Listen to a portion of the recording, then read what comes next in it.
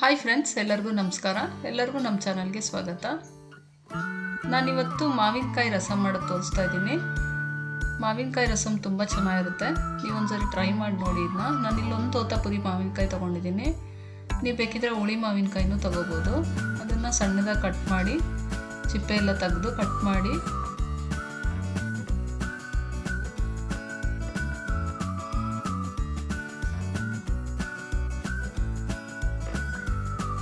ನಾನಿಲ್ಲಿ ಕುಕ್ಕರ್ನಲ್ಲಿ ಹಾಕ್ಕೊಂಡು ಬೇಯಿಸ್ಕೊಂಡಿದ್ದೀನಿ. ಒಂದು ವಿಜಿಲ್ ಬರ್ಸ್ಕೊಂಡೆ, ಚೆನ್ನಾಗಿ ಬೆಂದಿತ್ತು. ನಿಮಗೆ ಬೇಕಿದ್ರೆ ಪಾತ್ರೆಯಲ್ಲೂ ಬೇಯಿಸ್ಕೋಬೋದು.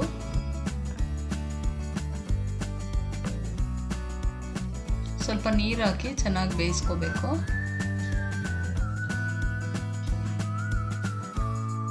ನೋಡಿ, ಚೆನ್ನಾಗಿ ಬೆಂದಿದೆ, ಸ್ಮ್ಯಾಶ್ ಆಗೋ ಥರ. ಇವಾಗ ಇದನ್ನೊಂದ್ಸರಿ ಸ್ಮ್ಯಾಶ್ ಮಾಡ್ಕೊತೀನಿ ನಾನು.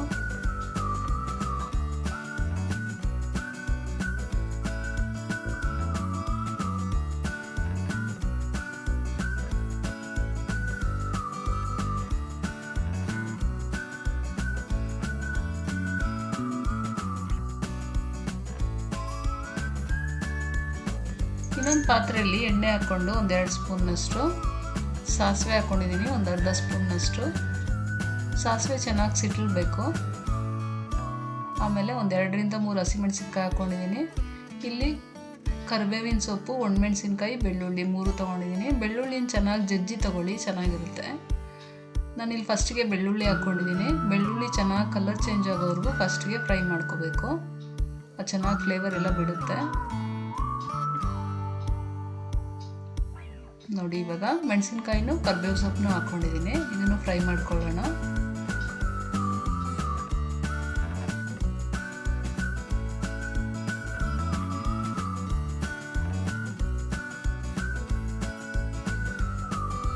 ಇವಾಗ ಸ್ವಲ್ಪ ಇಂಗು ಹಾಕ್ಕೊತಾ ಇದ್ದೀನಿ.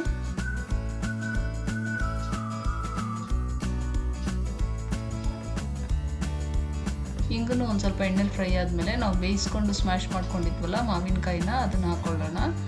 ಮತ್ತು ಇವಾಗ ನಿಮಗೆ ಕನ್ಸಿಸ್ಟೆನ್ಸಿ ಎಷ್ಟು ಬೇಕು ನೋಡಿ ನೀರು ಹಾಕ್ಕೊಂಡು ಅಡ್ಜಸ್ಟ್ ಮಾಡ್ಕೊಳ್ಳಿ.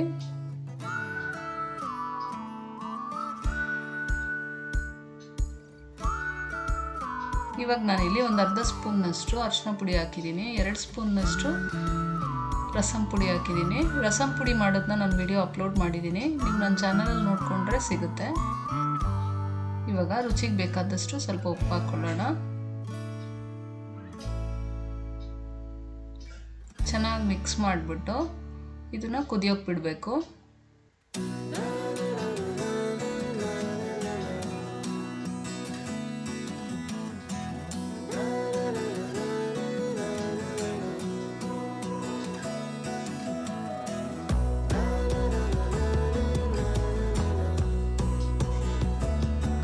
ನೀವು ನೋಡ್ಬೋದು, ಇಲ್ಲಿ ಇದು ರಸಮ್ ಪೂರ್ತಿಯಾಗಿ ಕುದೀತಾ ಇಲ್ಲ. ನಾವು ಯಾವುದೇ ರೀತಿ ರಸಮ್ ಮಾಡಿಕೊಂಡ್ರೂ ಇದನ್ನೇ ಫಾಲೋ ಮಾಡಬೇಕು.